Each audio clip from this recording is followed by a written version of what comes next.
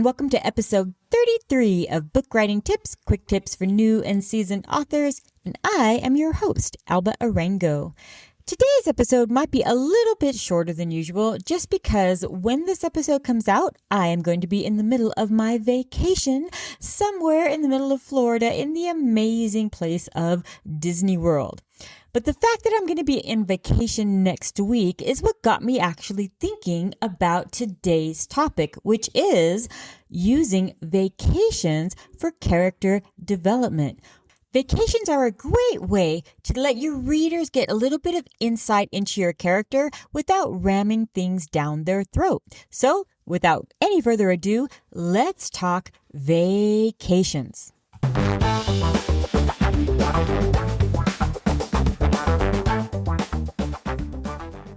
Alrighty then, today's episode will be in two parts as always.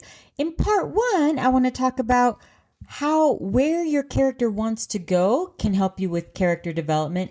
And in part two, I want to talk about what your character wants to do when they get to the place as part of the character development. So let's get right down to it. Where does your main character, or whichever character it is you want to develop more, where do they want to go for their vacations?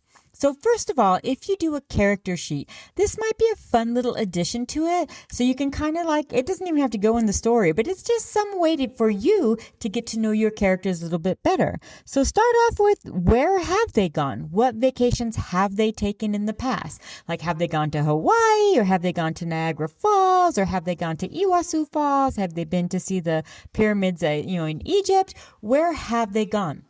Or have they gone nowhere? Because that's part of your character development too.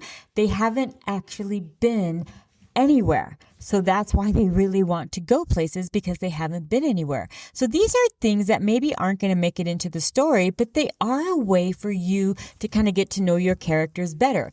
But they are a great way to kind of give your readers some insight into your characters. So where have they gone, and where do they want to go? What is on their bucket list? Do they want to go to Rome? Do they want to go to Paris? Do they want to go to Graceland? I mean, things like this are just subtle ways that you can let your readers know a little bit more about your character. So, for example, if your character has a postcard of Graceland, like on his refrigerator, and your other character happens to see it and comments on it, he's like, "Oh, no, I haven't been there, but that's a dream." Well, that should tell your reader a lot about your character without forcing anything down their throat. Obviously, he's a Elvis fan, or why else would he want to go to Graceland? So that's a kind of cool way to let your reader know some insight about your character without being too obvious. And that is always, always a good thing. Now, another part of this is, they have this cool bucket list. Why haven't they gone yet?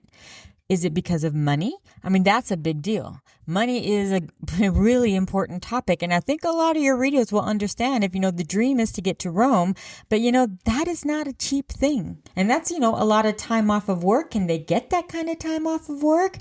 Or is it that, they just never had anyone to travel with and they don't want to travel alone? Well, that is a huge part of character development, right? Because they really want someone to share a vacation with. And that's something they're really looking for in a partner. And that could be a big part of your character development, what your reader, kind of insight into what they see into this character. Or what may be very common, which I see a lot, just in, everyday people, and that is that they are workaholics. They're always working and getting out to Rome. No, you need a lot of time to get out there. It's, a whole day traveling there and a whole day traveling back. And then you need a few days to see the city. It's a lot of time to be gone from work. And some people just don't like to miss that much time from work. So all of these are really great ways to kind of introduce your reader to your character, and also for you to get to know your character. These are important things. But there could be another kind of maybe underlying reason that maybe a lot of people can relate to. And that is that their spouse or their partner either doesn't want to travel, doesn't like to travel, or is so controlling that they've always chosen where you go. So your main character or your character has never really gotten to choose where they want to go. So they have a bucket list, but with this partner that they're with now or that they were with, they never were able to fulfill that bucket list. So these are all kind of cool things to think about when you're doing your character development. Now, before I get into part 2, it's time for the crazy law / writing prompt. And if you are new to the show, each week I give you a crazy law. And it's a real law that once upon a time in history was a real law. In some cases may even still be the real law. But your job, or should you choose to accept this mission, is to write a story about the law. So, and that's again just a quick way to flex your writing muscles. Just, a quick 30-minute, hour writing prompt. Super fun. So here we go. This week's writing prompt. Since I'm going to be in Orlando, Florida, I chose a crazy law from Orlando, Florida. In Orlando, Florida, it is illegal to sing in a swimsuit in public. Now, why on earth would they have to actually make that a law? So there you go. That's your challenge. Write a story about that. But all right, let's move on to part 2. And that is, what does your character want to do once they get to the place they want to get to? So let's say their goal is Paris. What does your character want to do in Paris? Do they want to go to the Louvre? Do they want to look around? Do they want to experience the food? What is the motivation for your character to want to go to their destination? I'm going to give you a couple of different examples of what I really mean by this. So about, maybe 10 or 15 years ago, there was a show I was watching. And in the show, the two main characters were, the sexual tension there, but they weren't going out. But they both liked each other. And the girl finally got kind of like a boyfriend, and they were going to go to Paris. And the main character guy wasn't jealous. He was excited for her because she was excited to go to Paris. And when she told him about Paris, he was like, "Oh, I love Paris. The greatest thing about Paris is just wandering around, just getting lost, going down one street, getting lost again, making a turn and going down, and then just, finding a random little cafe and just sitting, having an espresso." And the way he was talking about it, she was just like, "Oh my gosh, that sounds amazing."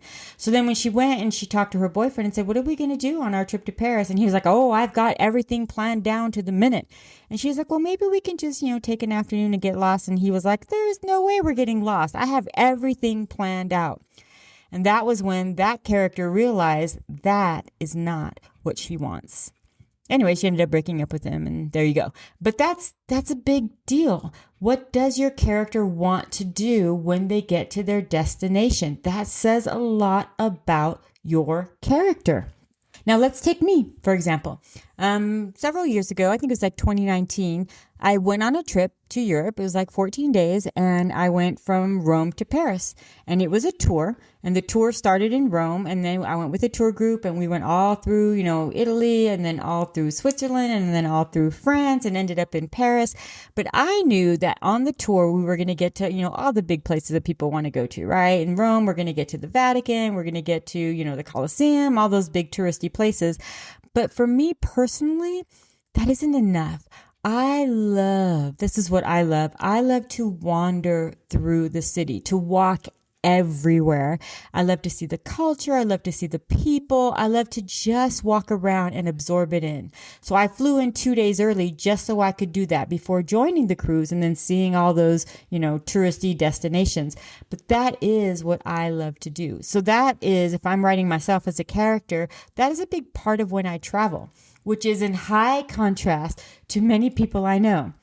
So I have one family member who also went to Italy not that long ago, and they chose to go on a cruise, like the cruise around Italy. And their whole thing was, well, we get to see all the big things, we take excursions and we go there, but then we come back to the boat, and then we can just eat, on the boat in peace. We don't have to worry about, packing the suitcase and going from place to place. And that is their version of vacation. And it's wonderful for them. That's what they love. And I love that for them because they enjoy that.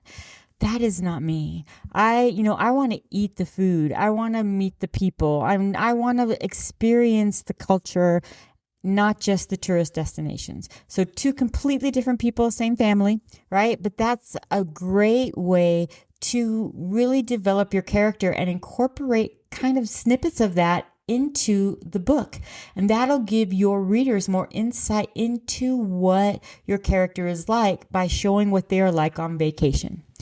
Okay, one last thing about vacations, and that is this, and you probably know this from personal experience as well, but vacations are a great source of conflict. It doesn't have to be bad conflict, but it is a place where if you're, just now going for the first time on vacation with someone, you really get to know what they're like. You really get to experience them. And it's a great way if you want to throw your characters into, conflict. A vacation is a great way to do it.